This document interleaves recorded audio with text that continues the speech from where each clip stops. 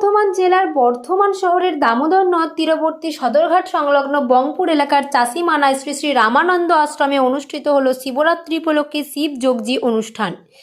শ্রী শ্রী রামানন্দ আশ্রমের প্রধান পদ্মা দত্ত বলেন, গত 26শে ফেব্রুয়ারি শিবযোগী বাবা লোকনাথের শ্রীচরণে 108টি বিল্লপত্র দেওয়া হয় সকল মানুষ এবং সকল জীবের কল্যাণ সাধনায়। 27শে ফেব্রুয়ারি দুপুরে মা করুণাময়ীর অন্নভোগ বা মহাপ্রসাদ খাওয়ানো হয় 14 জন কিশোর এবং কিশোরীর মধ্যে। 28শে ফেব্রুয়ারির শিবযজ্ঞর মাধ্যমে অন্নভোগ প্রদান করা হয় এলাকার 700 থেকে 800 জন মানুষের মধ্যে। পদ্মা দত্ত আরও জানান, প্রত্যেক অমাবস্যায় এই মন্দিরে বিনামূল্যে মা করুণাময়ীর ভোগ বিলি করা হবে। উল্লেখ থাকে 2025 সালের 1 জানুয়ারি শ্রী শ্রী রামানন্দ আশ্রমের উদ্বোধন হয়।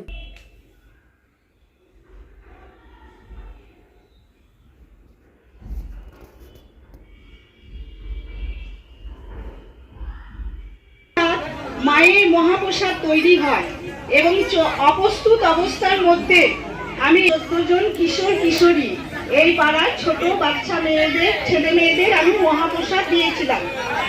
আজকে যে অনুষ্ঠানটা হচ্ছে, চাষিমানা বংপুরের সমস্ত দাদা দিদিরা পরিবারের মানুষজন এক হয়েছে সম্পূর্ণ একটা গ্রামীণ পরিবেশে।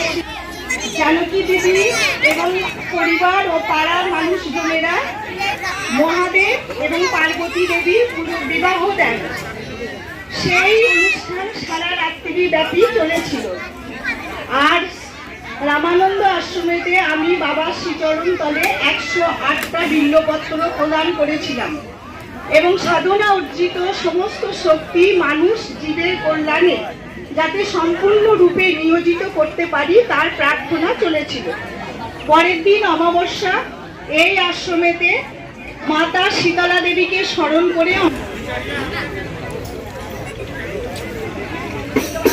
পরম শ্রদ্ধেয় মা শীতলা দেবী, আমার ইষ্ট বাবা লোকনাথ ব্রহ্মচারী এবং গুরুদেব শ্রী রামানন্দ স্বামী ও মা তারাকে শত শত কোটি প্রণাম জানিয়ে আমি আজকে রামানন্দ আশ্রমের সাথে মাতা শীতলা দেবীর স্থান এখানে পূজিত হন।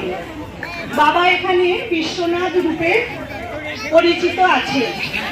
চাষিমানা বংপুর সদরঘাট এখানে ঠিকানা।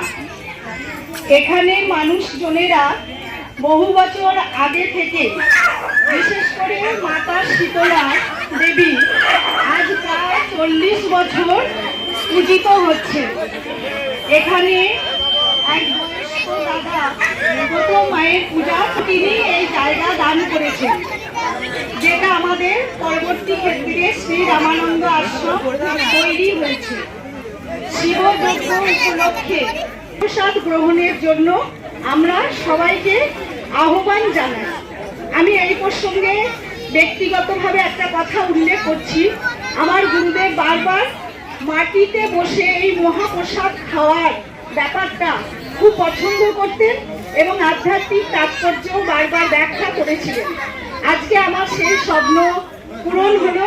আমি এনাদের সাথে হাতে হাত মিলিয়ে আমার সামান্য ক্ষমতা থেকে ওদের সাথে একসাথে মহাপ্রসাদ তৈরি করা হয়েছে। আমি সমস্ত কাছাকাছি জনগণকে আহ্বান জানাচ্ছি, আপনারা দয়া করে আসুন, মা শীতলা দেবী এই জায়গাতে মহাপ্রসাদ গ্রহণ করুন, আনন্দিত হন।